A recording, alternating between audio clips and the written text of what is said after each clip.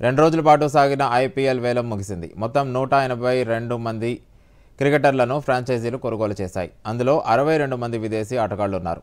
8 మందిని జట్లు ఆర్టీఎం చేసుకున్నాయి. అన్ని జట్లు కలిపి ఆటగాళ్ల కొనుగోలు కోసం మొత్తం 639 కోట్ల 15 లక్షల రూపాయలను ఖర్చు చేశాయి. చెన్నై సూపర్ కింగ్స్ 25 మంది ఆటగాళ్లను కొనుగోలు చేయగా అందులో 7 విదేశీ ఆటగాళ్లు ఉన్నారు. ఢిల్లీ క్యాపిటల్స్ సైతం 7 విదేశీ ఆటగాళ్లతో కలిపి మొత్తం 23 మందిని కొనుగోలు చేసింది.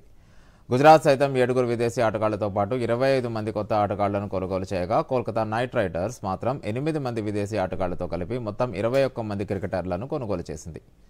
లక్నో సూపర్ జైంట్స్ 6 విదేశీ ఆటగాళ్లతో కలిపి 24 మందిని కొనుగోలు చేయగా ముంబై ఇండియన్స్ 8 మంది విదేశీ ఆటగాళ్లతో కలిపి 23 మందిని కొనుగోలు చేసింది. పంజాబ్ సైతం 8 మంది విదేశీ క్రికెటర్లతో కలిపి 25 మందిని, రాజస్థాన్ రాయల్స్ 6 విదేశీ ఆటగాళ్లతో కలిపి 20 మందిని కొనుగోలు చేసింది. రాయల్ ఛాలెంజర్స్ బెంగళూరు 8 మంది విదేశీ ఆటగాళ్లతో కలిపి 22 మందిని కొనుగోలు చేయగా సన్ రైజర్స్ హైదరాబాద్ 7 విదేశీ ఆటగాళ్లతో కలిపి మొత్తం 20 మంది క్రికెటర్లను కొనుగోలు చేసింది. వేలం ముగియడంతో ఫ్రాంచైజీలు కొనుగోలు చేసిన ఆటగాళ్లు తమ పాత జట్లకు స్వస్తి